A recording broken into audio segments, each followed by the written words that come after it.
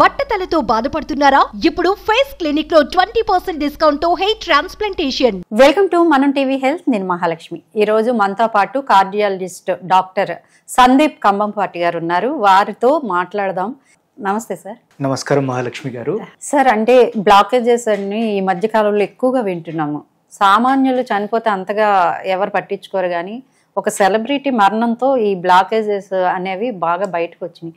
ఇవి ఎందుకు వస్తుంటాయి, వీటిని గుర్తించడం ఎలాగా, వివరించండి సార్. సో ఇది మళ్ళీ మనం దీన్ని యాక్చువల్గా నా దృష్టిలో ఏంటి అంటే, మన శరీరం మీద మనకి అవగాహన ఉండటం చాలా ముఖ్యం. ముందుగా నేను ఏదైతే చెప్పానో వార్నింగ్ సైన్స్, మనం ఎప్పుడు కూడా ఒక డౌట్ ఉంది అన్నప్పుడు ఒక దాన్ని లేదు ఇది ఇదే అని చెప్పి ఎప్పుడు ఆలోచించకూడదు. ఇది ఎందుకు కాకూడదు అని కూడా ఆలోచించాలి. అప్పుడు సరైన ఒక మెడికల్ ప్రొఫెషనల్, ఓకే, నేను కార్డియాలజిస్ట్ దగ్గరికి రమ్మనట్లేదు, ఒక ఫిజిషియన్ దగ్గర కన్నా వెళ్ళి సార్ ఇలా సమస్య వచ్చింది, దీన్ని మనం ఎలా చూడాలి అంటారు. ఓకే, ఒక సందేహాన్ని నివృత్తి చేసుకోవడం ఎప్పుడు కూడా తప్పు కాదు. అండ్ నాకెందుకు వస్తుంది అనే ఆలోచన కూడా ఈ రోజున మనం వదిలేయాలి. ఎందుకు వదిలేయాలి? ఎందుకంటే నేను ఇప్పుడే చెప్పాను, మనం తినే ఫుడ్లో కానీ తాగే నీరులో కానీ ఇంత కాలుష్యం ఉంది అన్నప్పుడు ఇది ఎవరికైనా రావచ్చు. రోడ్డు మీద వెళ్ళే వారికి ఎవరికైనా యాక్సిడెంట్ అవ్వచ్చు. ఎందుకు? నేను కరెక్టే వెళ్తున్నాను. అవును, మనం కరెక్టే వెళ్తున్నాం. ఈరోజు ఏమవుతుంది, పక్కన వాళ్ళు ఎట్లా వస్తున్నారు. ఎగ్జాక్ట్లీ. సో అలాగా మనం కరెక్ట్ ఉండొచ్చు, కానీ ఆ సమస్య అనేది ఎవరికైనా రావచ్చు. అలాగనే ఈ గుండెకి సంబంధించిన ఇబ్బంది కూడా ఎవరికైనా రావచ్చు. కానీ మనం కొన్ని వార్నింగ్ సైన్స్ని దృష్టిలో పెట్టుకొని, అలాగే ఏదైతే హెల్త్ సంబంధించి కొన్ని చిట్కాలు కానివ్వండి, లేకపోతే ఒక లైఫ్ స్టైల్ చేంజెస్ కానివ్వండి, ఒక డైట్ కానివ్వండి, సరైన మార్గంలో వెళ్ళినప్పుడు యూజువల్గా దీన్ని చాలా వరకు కూడా మనం నివారించవచ్చు. నేను ఒకటే చెప్తున్నాను. ఓకే, సో వార్నింగ్ సైన్స్ అంటారా, నేను చెప్పిన ఏ సిమ్టమ్స్ని కూడా లేదు ఇది గ్యాసే అని కొట్టిపారేయకుండా, లేకపోతే ఇది ఒక తలనొప్పే అని కొట్టిపారేయకుండా, లేకపోతే ఇది ఒక మజిల్ పెయినే అని కొట్టిపారేయకుండా, ఒకసారి డాక్టర్ గారు ఇది వస్తుంది ఏమన్నా ఉండొచ్చు అంటారా అనేది ఒకటి చెప్తే సరే, మంచో చెడు. ఇంకోటి, ఈ డాక్టర్ సలహా మనకు నచ్చలేదు, ఇంకో డాక్టర్ దగ్గరికి వెళ్దాం. ఇంతమంది డాక్టర్లు ఉన్నారు మనకి. సో ఒకప్పుడు అంటే ఊరు మొత్తానికి ఒకే డాక్టర్, ఈ రోజున 10లో 100లో ఉన్నారు. సో అది సమస్య కాదు. సో మనం మన కోసం టైం తీసుకొని ఒక ఒపీనియన్, లేదండి నేను డాక్టర్ దగ్గరికి వెళ్ళాను ఆయన ఏం లేదన్నాడు, లేకపోతే ఏదో అన్నాడు మందులు ఏదో చెప్పాడు నేను వాడట్లేదు, అలా కాదు. ఇప్పుడు మనకు డాక్టర్ నచ్చలేదు ఒప్పుకుంటాను, అందరికీ అందరు నచ్చాల్సిన అవసరం లేదు. కరెక్ట్. పక్క డాక్టర్ దగ్గరికి వెళ్దాం, ఎదురుగా డాక్టర్ దగ్గరికి వెళ్దాం. ఓకే, కానీ ఆ సమస్య ఏంటి అనేది తెలుసుకోవడం చాలా ముఖ్యం. అది మొదటి విషయం. అలాగే మనం ఏదైతే పాటించాల్సిన చిట్కాలు అంటే ఏంటంటే, కాస్త సమయానికి నిద్ర ఉండటం. Okay, and minimum 7 to 8 hours of good sleep. Okay, what is good sleep? నేను ఎర్లీ మార్నింగ్ 3ంటికి పడుకుంటాను సార్, మీరు అన్నట్టు 10-11 దాకా పడుకుంటాను, 7 to 8 hours స్లీప్. కొన్ని వృత్తుల వల్ల ఈ రోజున లేట్గా పడుకోవడం తప్పట్లేదు. అంటే ఇప్పుడు ఒక సాఫ్ట్వేర్ ఎంప్లాయీ ఉన్నారు, తనకి ఒక US క్లయింట్ ఉంది, సో తను లేట్గా పడుకోవడం తప్పదు. కానీ మన శరీరం అనేది దేనికి తయారు చేయబడింది? పగలు లేచి ఉండటానికి, రాత్రి నిద్రపోవడానికి. అలానే నా అబ్బాయిని జాబ్ మనం చెప్పట్లేదు, కానీ చెప్తున్నా, మన శరీరం అనేది దానికి తగ్గట్టుగా చేసింది కాదు. మనం ఎప్పుడైతే మనం వేరే జోన్లోకి వెళ్తున్నామో, సో కొన్ని స్ట్రెస్ అనేవి ఉంటూ ఉంటాయి.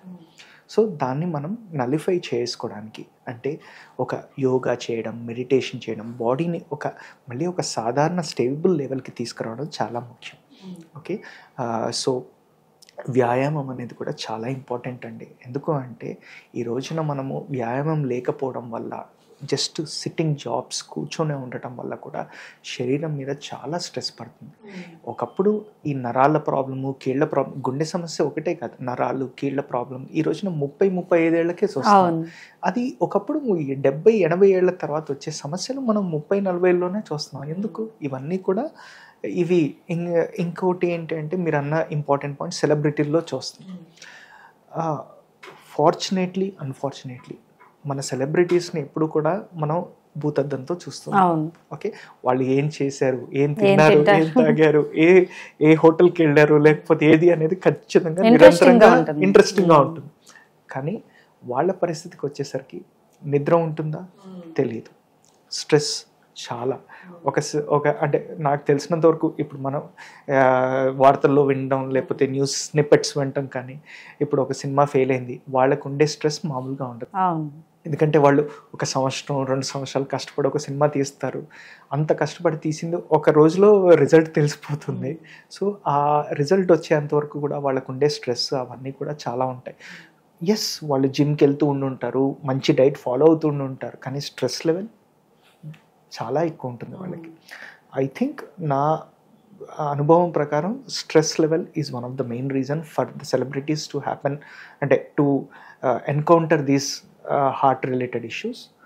ఓకే, ఎందుకంటే స్ట్రెస్ వాళ్ళకి చాలా ఎక్కువగా ట్రెమెండస్గా ఉంటుంది. నెంబర్ 2, ఇంకోటి ఏంటి అంటే టైంకి నిద్ర ఉంటుందా లేదా అనేది కూడా ఒక పెద్ద క్వశ్చన్ మార్క్. ఎందుకంటే వాళ్ళ లైఫ్ స్టైల్ ఏంటో మనకెవరికి తెలియదు, మనం అనుకోవడమే కానీ మనకెవరికి తెలియదు.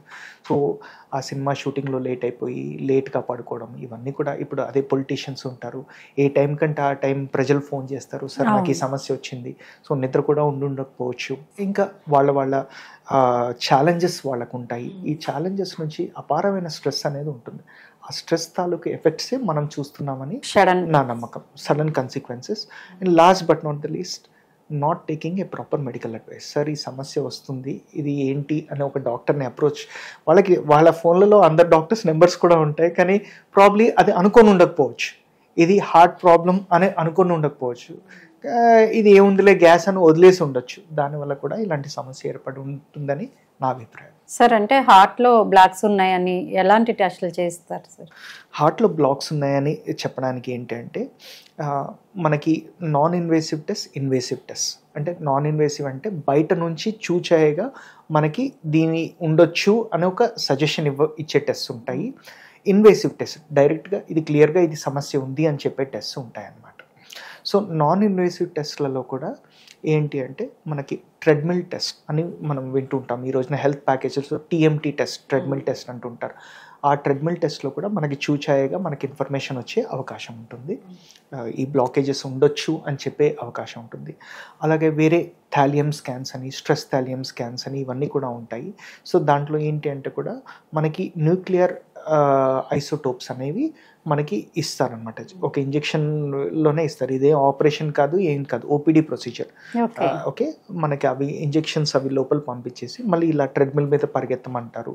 అడినోసిన్ స్ట్రెస్ టెస్ట్ అంటారు. అడినోసిన్ అనే ఇంజెక్షన్ ఇచ్చి గుండెకి సంబంధించి ర్యాపిడిటీ అనేది, కాంట్రాక్షన్స్ అనేది పెంచుతారు. ఇలా చేసి కూడా హార్ట్ మీద ఒత్తిడి చేసి అప్పుడు న్యూక్లియర్ స్కాన్స్ చేసి బ్లాక్స్ ఉండొచ్చా లేదా, రక్త ప్రసరణ ద్వారా బ్లాక్స్ ఉండొచ్చా లేదా అనేది కూడా ఒకటి చూచాయిగా మనం చెప్పడం జరుగుతుంది. సో ఇవి నాన్ ఇన్వేసివ్ టెస్ట్ విషయానికి వస్తే. అలాగే ఇంకొకటి ఈ మధ్య బాగా ప్రాచుర్యంలోకి వచ్చిన టెస్ట్ CT కరోనరీ యాంజియోగ్రామ్. ఇది కూడా ఏంటి అంటే ఇది చాలా వండర్ఫుల్ టెస్ట్ అండి. ఎందుకంటే బికాస్ ఏసిమ్టమాటిక్ పేషెంట్స్, అంటే ఎవరికైతే సిమ్టమ్స్ లేవు, ఇబ్బందులు లేదు, కానీ ఉండే అవకాశం ఉంది. ఎందుకంటే షుగర్ కంట్రోల్లో లేదు, లేదా కొంచెం దూరం వెళ్తే ఆయాసం వస్తుంది, అంతగా లేదు కానీ డౌట్ఫుల్ సిమ్టమ్స్ ఉన్నాయి, లేదా ఫ్యామిలీలో వారికి చాలామందికి కూడా గుండె సమస్యతో ఇబ్బంది పడ్డారు, సో వీరికి ఉండే అవకాశం ఉంది అనుకున్నాం అనుకోండి. అలాంటి పేషెంట్స్కి CT కరోనరీ యాంజియోగ్రామ్ కూడా సజెస్ట్ చేయడం జరుగుతుంది. అది కూడా మనకి 90% యాక్యురేట్గా, కొన్ని యంగ్ పేషెంట్స్లో అయితే 95% యాక్యురసీతో ప్రాబ్లం ఎక్కడుంది, ఎంత ఉంది అనేది చెప్తుందన్నమాట. ఇంకా ఇన్వేసివ్ టెస్ట్కి వచ్చేసరికల్లా యాంజియోగ్రామ్ చేసినప్పుడు నేను ఇందాకైతే ఏదైతే చెప్పానో పద్ధతిలో అలా యాంజియోగ్రామ్ చేసినప్పుడు మనకి 100% క్లారిటీతో బ్లాకేజ్ ఎక్కడుంది, ఎంత ఉంది, ఏం చేయాలి అనేది మనకి కంప్లీట్ డీటెయిల్స్ చిట్టా మనకి బయటకు వచ్చేస్తుంది. Thank you sir.